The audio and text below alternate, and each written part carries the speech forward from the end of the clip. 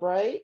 Hello, everyone. I guess we're going to go ahead and get started. Hopefully, some more folks will drop in as we go. But if everybody could just take a minute to introduce yourselves in the chat, that would be great.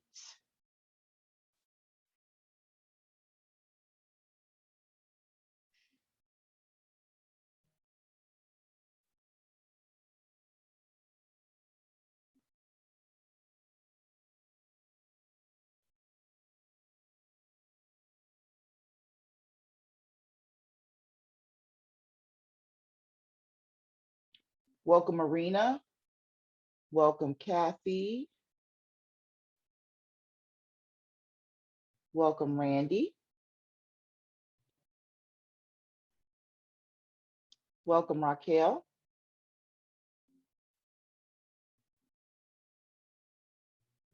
Welcome, MP.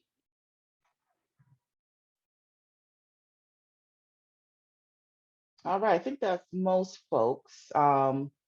So yeah, let's go ahead and get started. And folks don't have to turn their cameras on now, but I will ask that when we go into, we may not end up doing smaller breakout sessions. We may all kind of work together depending on where our numbers are. But I will ask if folks would mind turning on their video cameras at that time, because it'll be helpful if we can kind of see each other once we're in conversation. But for right now, it's fine to keep your videos off. Welcome, good morning. Some of you, it may be afternoon or different times of day, depending on where you're coming from. But welcome to this session. Thank you for joining this morning. Our session is leading from your overflow, and it's a juicy question mastermind. I'm going to explain what that means a little bit more later. Next slide.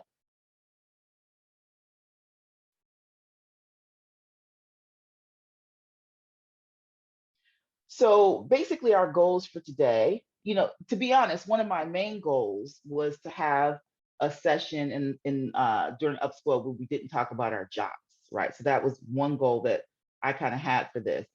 In addition, it's really to kind of have a space and carve out a space to start to think about and articulate a vision for your life outside of the work, right? Like the very important work that we all do. We're going to identify what we're calling a juicy question, and sourcing wisdom from our colleagues, I think, is one of the most important pieces. Next slide.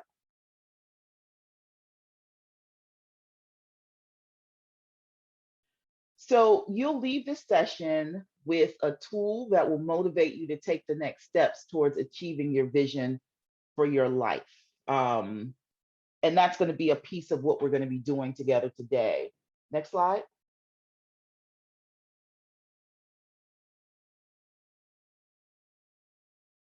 Just a little bit about me. My name is Lena Buffington. My pronouns are she, her. I'm the executive director for Nurses for Sexual and Reproductive Health, and I'm actually located in Chicago right now, even though I am a Detroiter. Next slide.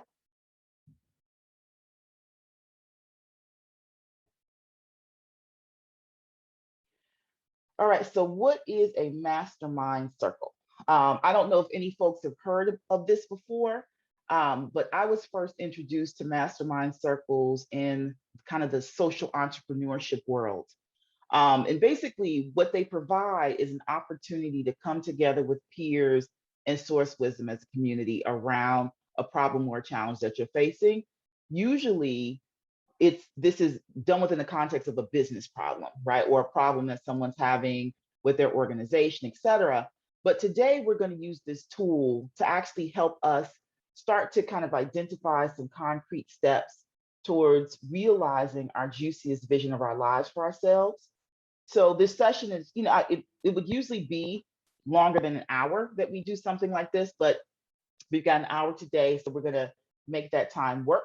So in this session, we're going to really focus on the first step of the problem solving process, which is all about asking the right questions, right? So, oh, great. So somebody's familiar with Mastermind Circles. Awesome. So at the end of this session, you'll each walk away with a juicy question that's going to help you help guide your next steps. Next slide.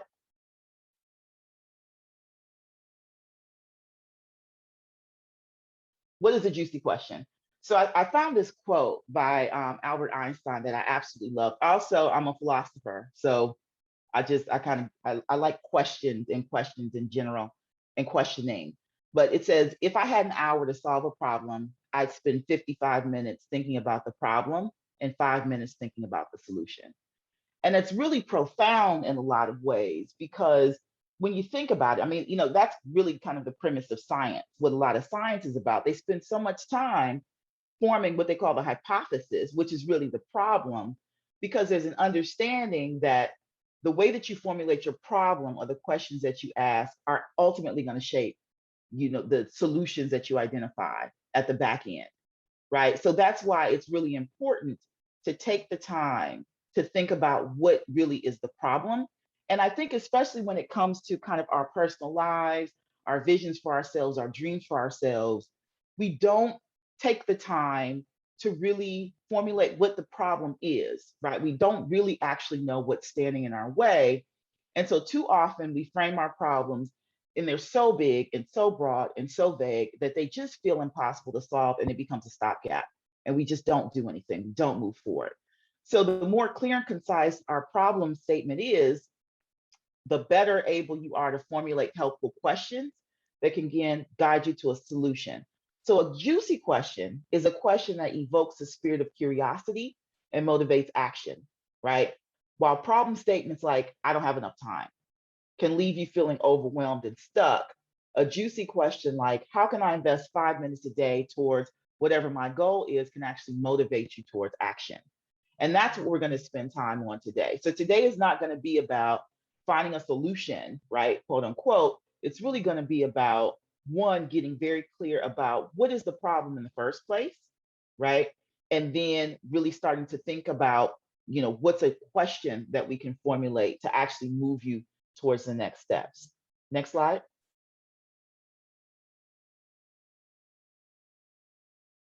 So we're going to start out with a reflection activity.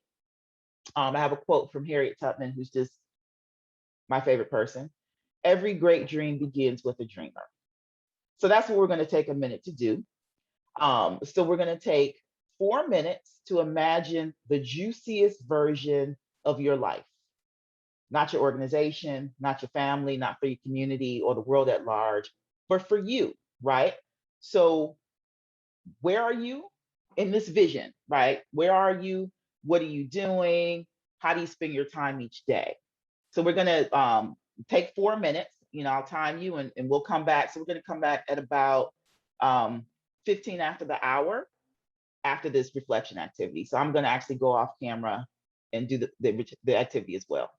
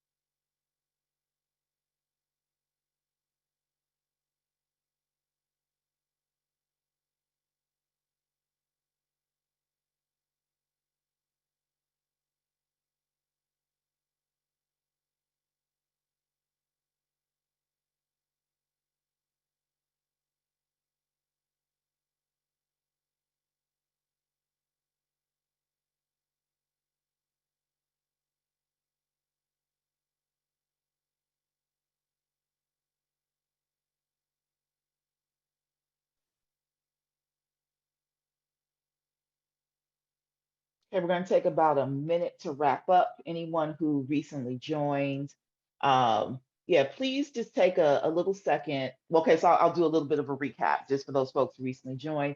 So what we're doing right now, I was explaining that we're going to be doing a kind of a re-envision mastermind circle that's going to be really focused on helping us source community wisdom to begin to really think about ways to start to move towards realizing your vision for your life, right?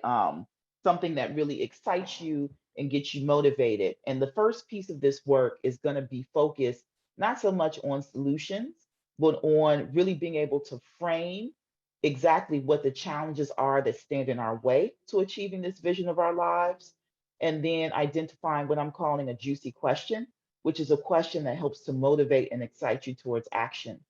So the first piece that folks have been doing is working on a little reflection activity to begin to flesh out and think about what that vision actually is, right? And just to reiterate, the vision is about your life. It's about something that gets you excited, something that you want to do for yourself, right? Some vision that you have for your life and where you might want to be. So we're kind of wrapping that up. And next slide.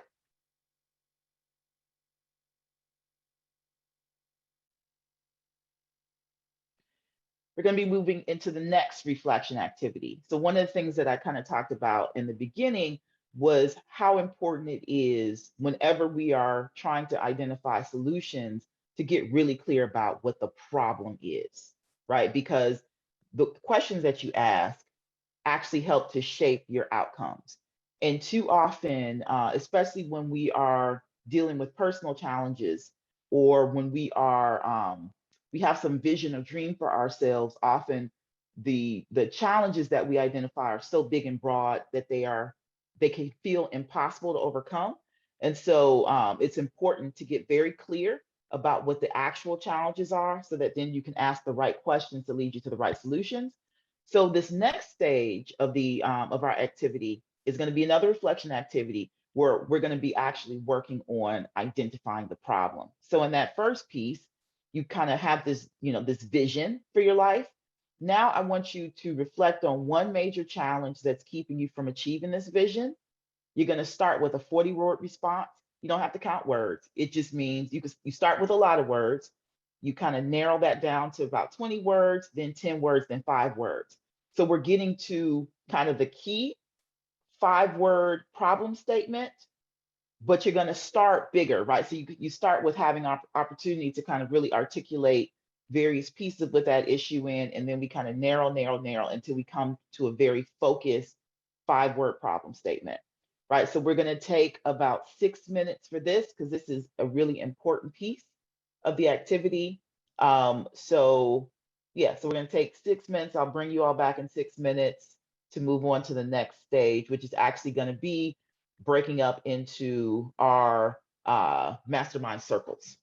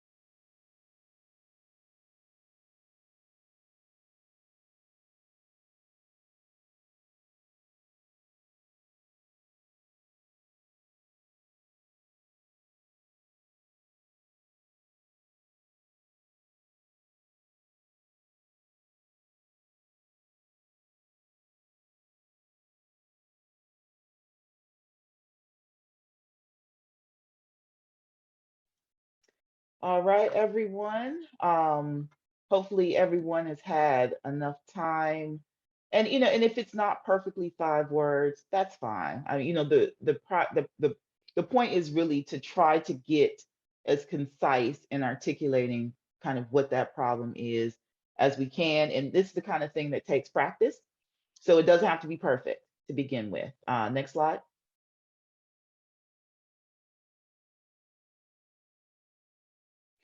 So we're a small group today, so we're not actually going to break into groups. We're going to all kind of just stay in this room together to work on this next piece of it. But this is kind of, to me, the funnest piece. So basically, and we'll kind of, so I think we could still do the 7 minutes per round. So it's basically each person will have 7 minutes. And what we do is we start, the speaker shares their vision and their problem statement. During this time, the speaker speaks and the listeners listen. You get about 1 minute, and then the listeners will reflect back to the speaker any questions or thoughts that arise for them with what the speaker has shared. And in this section, the speaker listens and the listeners speak. We do this for about 3 minutes. And then for the last portion, the speaker starts the process of formulating their juicy question from the discussion and with the support of the group. So everybody's speaking during this time, right? So everybody has an opportunity to kind of interact and engage around both the vision and the problem statement this person shared. And we're going to do that for about 3 minutes. I'll go ahead and keep time between each round because it's really, really important that everyone have an opportunity to have a rich and full experience. So we want to make sure that we are mindful of the time. And I just want to say that the important thing about this exercise is that this is not really about identifying solutions at this moment, right? I know a lot of us are problem solvers. So our first kind of what we want to do is offer people solutions or offer advice. And that's not really what this is about. Oh, thank you. Yes, for that. Um, so yeah, it's. I'm sorry, I was looking at the chat, but yeah, so it's really not about finding solutions at this moment. It's about getting to the question that's going to help you move forward, right? So yeah, we'll go ahead and get started. I'll ask now if folks can uh share their video so that we can see each other. And then we will, if anybody wants to get started or wants to kind of start us out, we can get started. And the questions are in the chat, but I can also, just refresh people. So does anyone want to start? And then I'll refresh the question. Anybody want to get started? Anybody buzzing with excitement from their juicy vision, ready to go?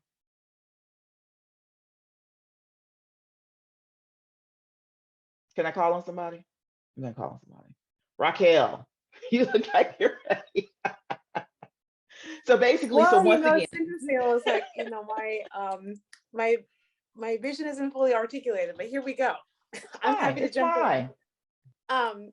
So the way I see sort of like my vision is that I had this very strong, like visceral connection to a place that I've been many times. I saw myself in the Andean mountains and I could see the blue sky and the clouds and this really like, I feel a spiritual connection to that land. So I saw myself there. And part of the vision is like really regenerating the earth and working with others to heal like our relationships, but our relationships with land. So it was about like regenerative farming, like permaculture, like that very strong connection with like ancestors and yeah, just like all of that energy, very, very deeply spiritual connection. And I think the problem is that I'm like, I don't know how I can get there. Like, I think that's like my biggest problem. I just feel like it's like all or nothing. And so I'm not seeing it as a phased approach. That's beautiful. So just to kind of crystallize, I feel like your problem statement is like, I feel like it's all or nothing. So let's kind of start there, right? So for this next piece, this is going to be an opportunity for you to listen, Raquel. And I want folks to kind of, what did you hear, right? Like, so when you heard Raquel's vision and you hear this problem of it, I'm feeling like it's all or nothing, right? And that's the place where she's getting stuck. Is there anything that comes up for you, just kind of hearing this amazing vision? It sounds beautiful. Like I was there with you, like in the miles. I want to go. I go with you there, right? Like, is there anything that this is kind of pulling up for folks? Any questions? Any thoughts that this is pulling up for folks?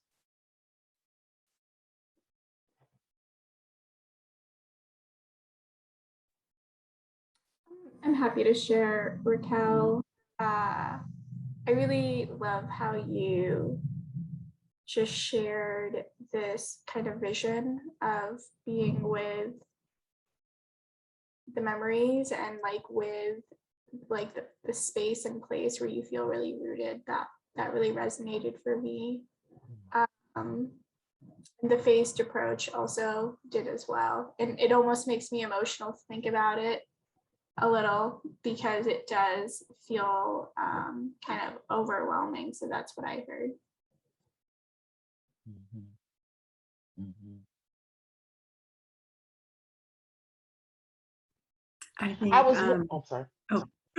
Oh no, go ahead. Go ahead. In a similar vein, I was struck by you began with a place you've been before, and then speaking later about ancestors, and that here was this vision, but also so rooted and so informed by somewhere you've already been, in a place you already know, and a place that's already formed you.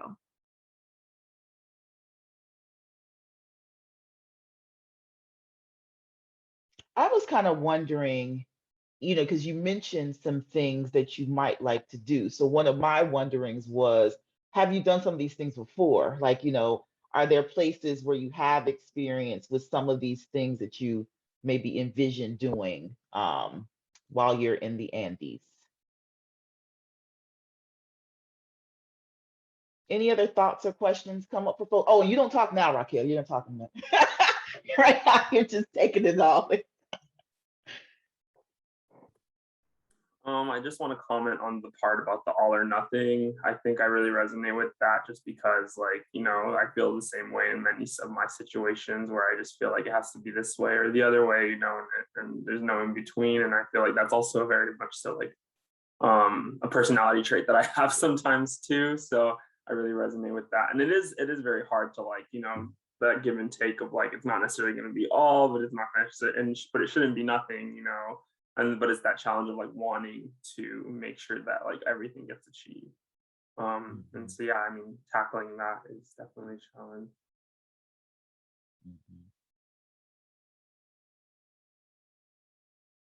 Anyone else have anything they want to reflect back to Raquel before we kind of open up into broader discussion? Okay. So yeah, now you can talk, Raquel. I've never done this before, so that's all like, oops. No, it's okay. It's always no. I mean, it's because that's the desire, right? Like when we hear a question, the desire is to respond. But the point of this is to kind of sit and question for a minute, right? And kind of marinate in it. Because once again, we're going to walk out of this with question and not with answer so much, right? And so, just in hearing kind of the things that folks reflected back to you, and kind of sitting kind of in your questions and whatnot, like, is there a question that's resonating with you right now that you feel like you would like to explore further, or something where you feel like, okay, yeah, I want to spend some time with that?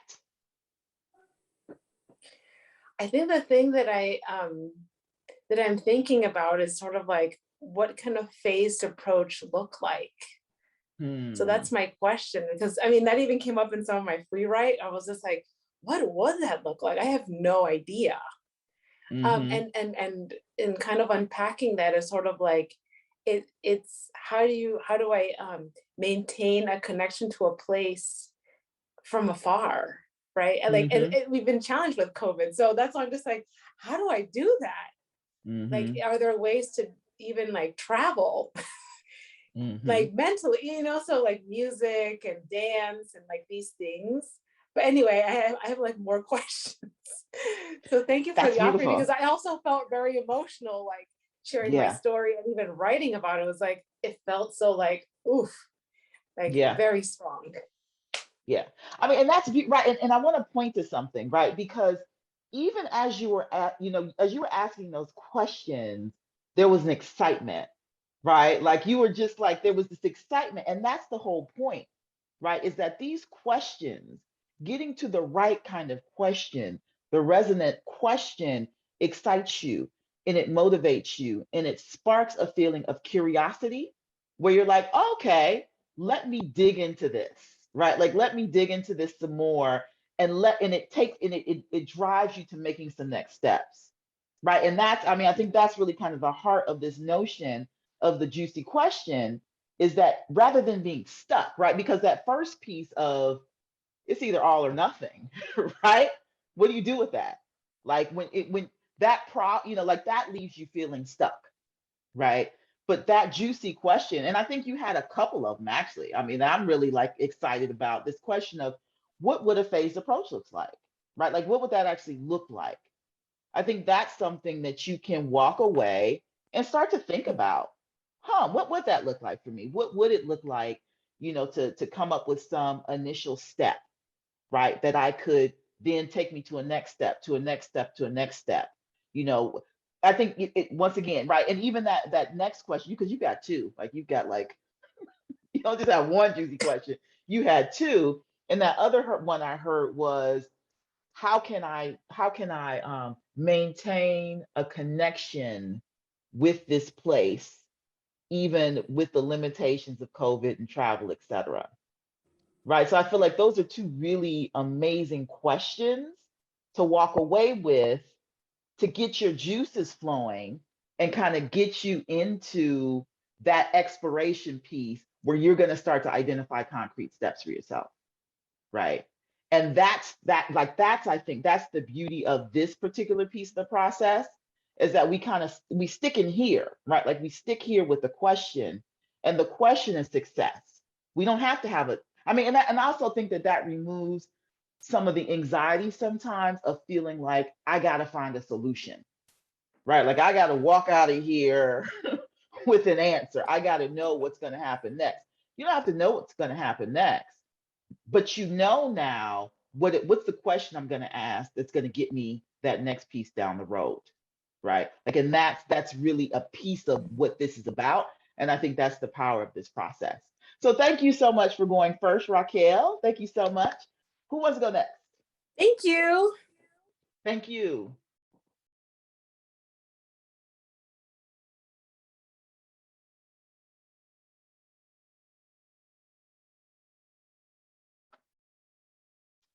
Let's see, who else?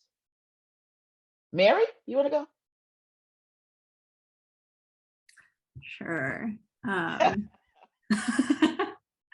I'm also just a little bit hoarse today, so you might get some pubescent-esque squeaking over here.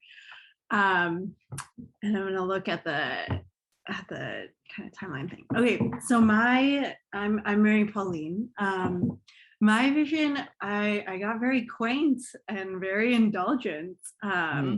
Just Yes. picturing myself, like in a flower garden with kids running to see my parents, and maybe there's something about, kind of being able to be surrounded by family and generations there. I got to kind of this place of like, oh yeah, like I want to be in this role where I'm guiding or mentoring or kind of accompanying people in an intimate way, whether that's, the kiddos or other, younger folks in different parts of my life.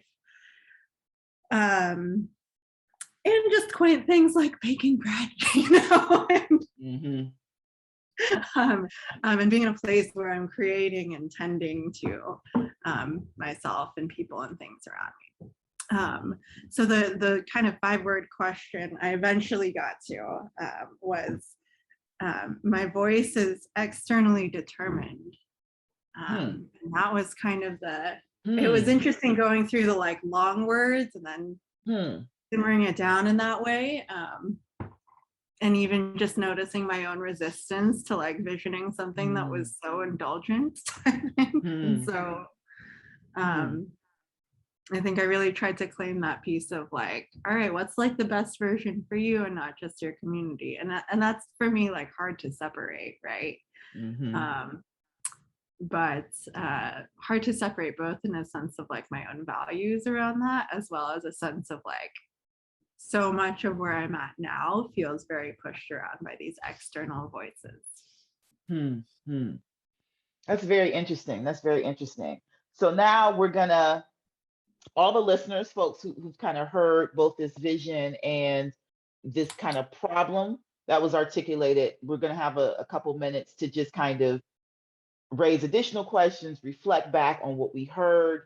Yeah, that was interesting. Like that could you say it again? You said I am shaped by external voices. How did you say it? Yeah, I think I kept kind of writing and rewriting. Like my voice is externally determined or externally My tuned. voice is externally determined. Okay, got you. Thank you.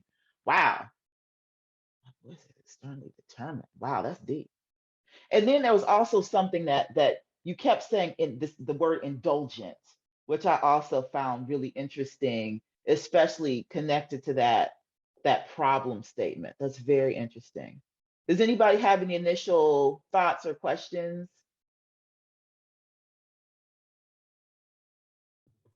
I was just gonna say, none of those things are indulgent. I mean, that's what that's what I thought of, was like being surrounded by flowers, like sounds of voices and friends and family, and just like, I don't know, those like beautiful things that we all should have, right? I don't think that's indulgent. I think that's a human right. So anyway, that was my reaction. I was like, that's not indulgent.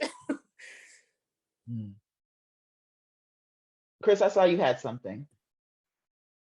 Yeah, I was gonna say, it sounds to me like you want to be, you know, like what's that one saying, I guess, like the something to your own horn, or beat it like to the rhythm of your own drum kind of thing. You want to be that captain of your own ship in a way, you know, and want to determine that for yourself.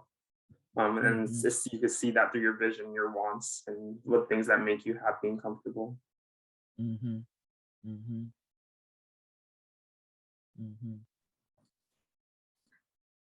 I'll plus one Raquel and Chris. I just love how you articulated that. Like that was so beautiful. I wrote down creating and tending to. That was, love that. I love that is, I'm gonna sit with that a lot. I love that. I really, I just really enjoyed your framing of that. And I agree that it's not indulgent. And I also appreciate the question that you were able to whittle down. Well, a question that arose for me from your problem statement was like, what would it look like or feel like for you, for your voice to be internally shaped rather than, because I had this feeling of like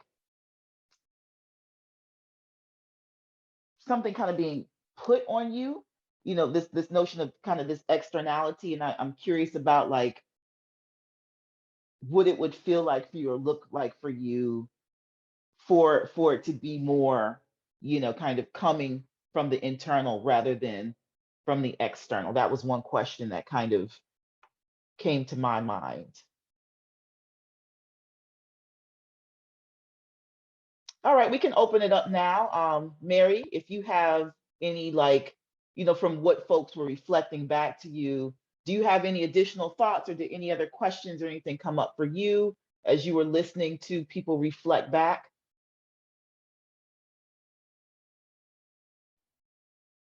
Yeah, feeling gratitude and looking forward to kind of sitting with that some more. I appreciated, I think a couple of things that especially stick out are the question, you know, that you just posed back of like, what would it look like to for my voice to be internally shaped, and even just kind of visioning that as its own vision within a vision, I guess. And those words creating and tending stuck back out to me to hear them reflected back. So I think just sitting with those. Is there any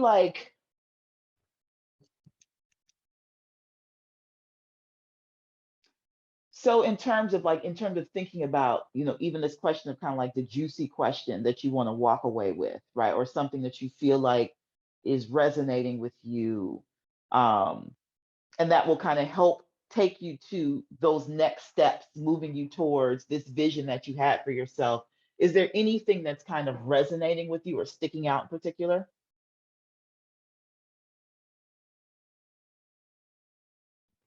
Yeah, I think I think thinking about the question that you posed back of even maybe in a frame of like, what do I want to attend to, or what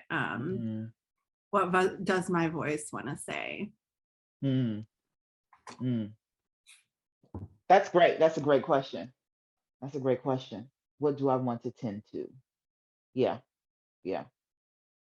That's a great question.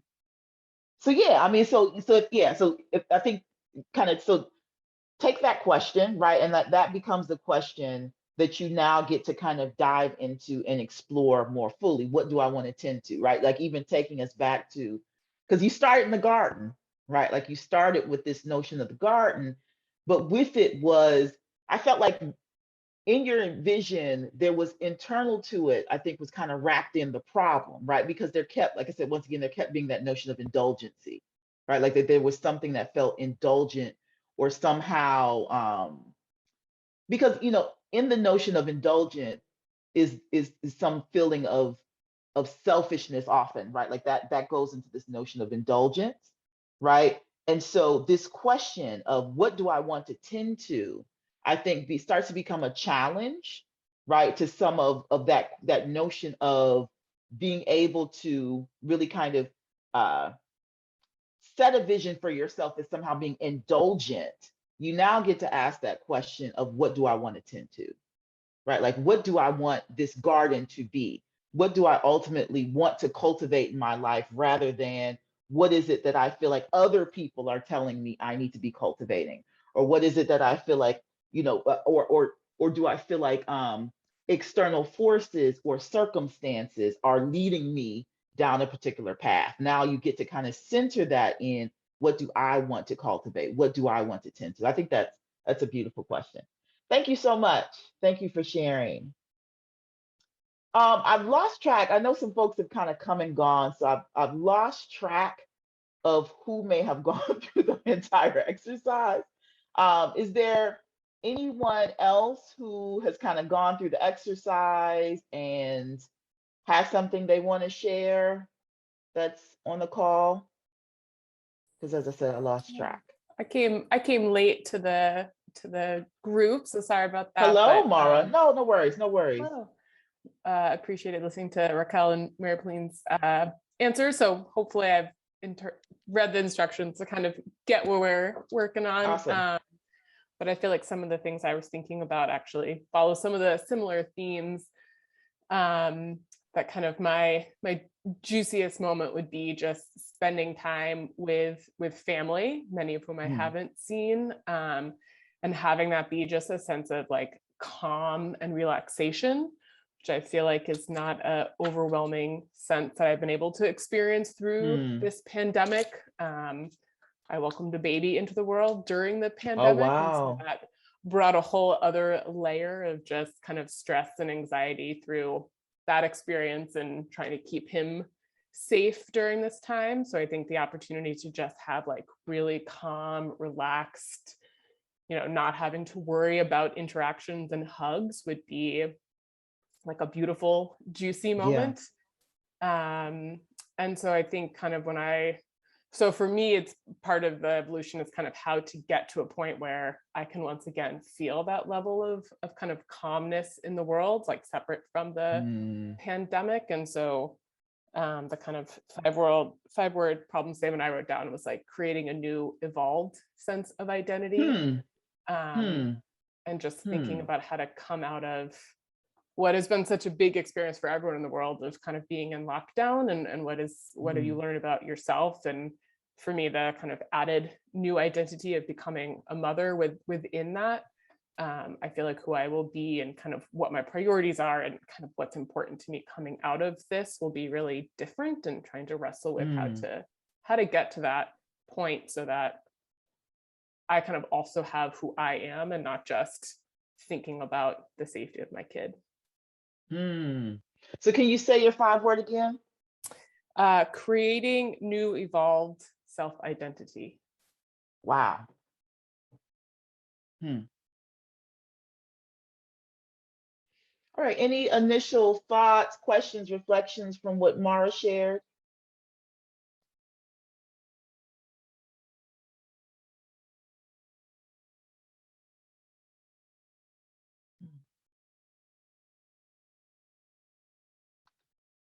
I can start just by saying, so yeah, that was wow. That was interesting. And one of the things that I thought about was, it sounds like in there is this, a part of it is this kind of desire to find or to create some sense of, or the ability to create some kind of sense of groundedness, even in the midst of challenge, even in the midst of, uncertainty, even in the midst of, you talked about this notion of kind of shifting identities, coming into motherhood, having to rethink what it means to be engaged in community, and kind of wanting to be able to kind of even in the midst of those things, be grounded and clear in kind of your sense of self and where you are, and kind of where you stand in things. That was one of the things that kind of, yeah. Anybody else? Any thoughts, questions arose? I put this in the chat, but just wow at the question. A new evolved sense of identity. Oh man, I was like, yes, I'm not a mom, but I feel that. Like I need a new evolved sense of identity after COVID. So yeah, just wow and resonance, Mara. So thank you for sharing that. Yeah, I'm feeling emotional. Just something light for the Friday morning, But the saying grounded really resonated with me. Sorry. I just want to say a quick thing that I think I was really struck by the profundity of what you were sharing about like the major changes that have occurred in our collective lives, like in our shared experience, but also in your individual experience. So like that, like connection, and also like some space between that, I found very profound. And then of course with your question, I was like, whoa, I just felt like this like expansion. So anyway, thank you.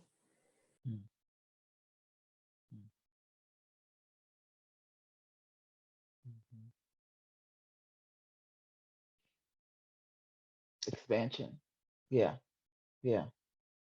Anybody else? Any thoughts or questions that is there anything else that more that would anything that what Mara shared kind of bring up for anyone?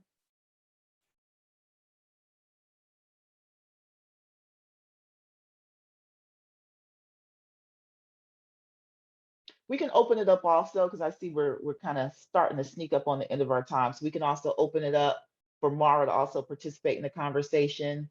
So, my question to you, Mara, is, just kind of as kind of hearing the discussion, and some of what came up for other people as well when they heard what you had to share. Are there any lingering questions or any kind of question that's arisen for you that kind of stands out or resonates with you? Don't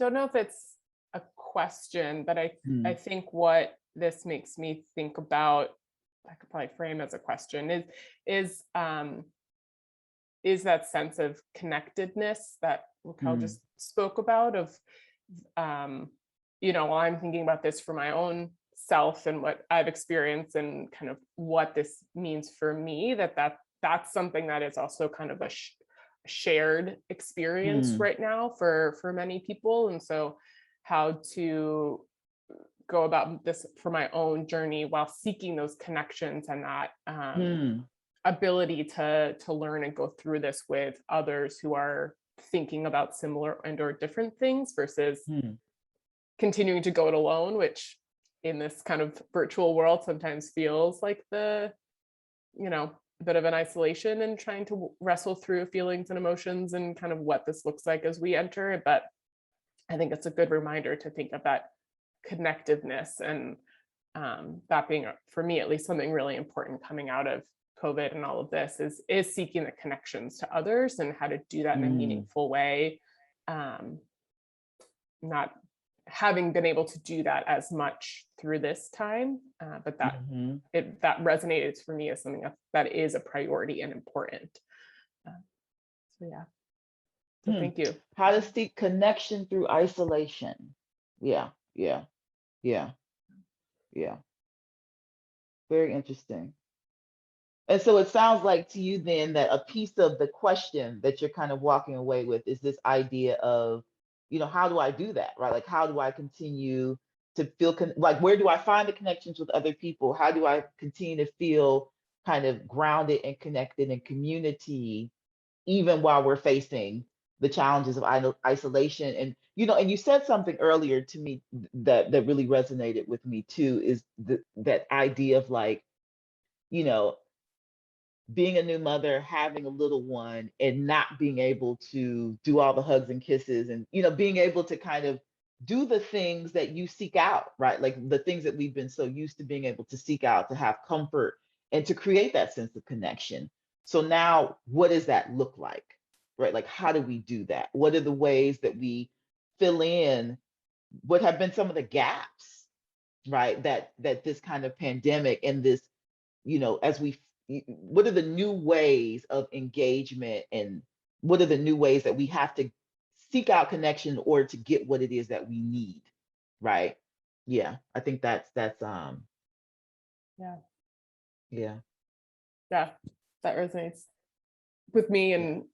And to Kathy's comment in the chat, I think you're so right that kind of our identities is trying to help our kids' identities grow. And so thinking of that for him, who hasn't had the exposure to as many people in the world, and that's something I think a lot about too, Hmm. is how do I help him create that sense of identity and connection to others. Hmm. So, Awesome. All right, folks. So we're down to the last little 5 minutes. So I'll go ahead and kind of wrap it up a little bit. Let me first say just thank you all so much for joining, and thank you for your vulnerability. We're all strangers, but we don't feel so much like strangers anymore, right? I feel like kind of walking out of this, it's interesting how quickly, right? Like, like we didn't even start this with like formal name introductions, right? We just got dived in and like, what's your greatest dream? Right? We kind of skipped over all of that other stuff, right? But I think that's one of the things that I found really powerful about kind of the mastermind circle and the way that it works, even though, as I said, the context that I usually did it in was really around business, which is a different kind of feel, right? When your focus is on a business problem. But one of the things I thought was really powerful about it was this ability to really kind of cut through, right? And start to get to the root and heart of things. And most importantly, is this inviting in of other people to, as I said, kind of source wisdom, right? And to hear the ways in which hearing someone else reflecting about what I say brings up other things for me, right? And it starts to kind of build these connections, and it starts to kind of take you to other places, which is, I think, incredibly, incredibly important, especially when we're talking about our lives, right? And we're talking about like our vision for our lives, and we're talking about the things that excite us and motivate us. So often those things just live in our own heads, right? Like it's just in our head, dancing around, and we're telling ourselves, oh, I can't do that because it's either all or nothing, right? Like we're telling ourselves, I don't have enough time. We're telling ourselves, oh, that's too indulgent. There are other more important things I should be focused on, right? So it's dancing around in our heads, right? And that's usually where it stays, and it becomes a stopgap, and we're not kind of moving forward in the ways that we envision for ourselves. But when we bring things in the community, right? When we crack open a little bit and we start to share what's dancing around our heads, we see also that sharing what's exciting for us and what's beautiful and meaningful for us also has beauty and meaning for other people, right?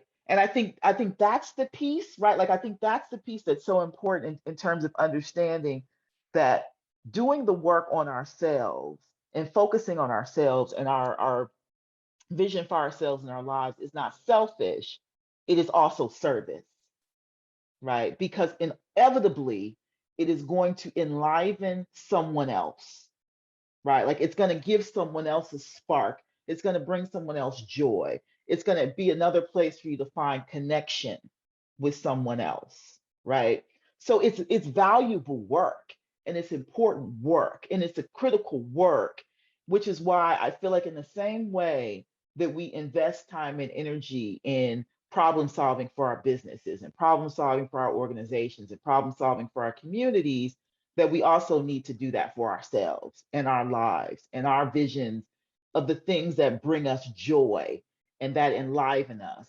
Because that joy and that energy we then take into our work, right?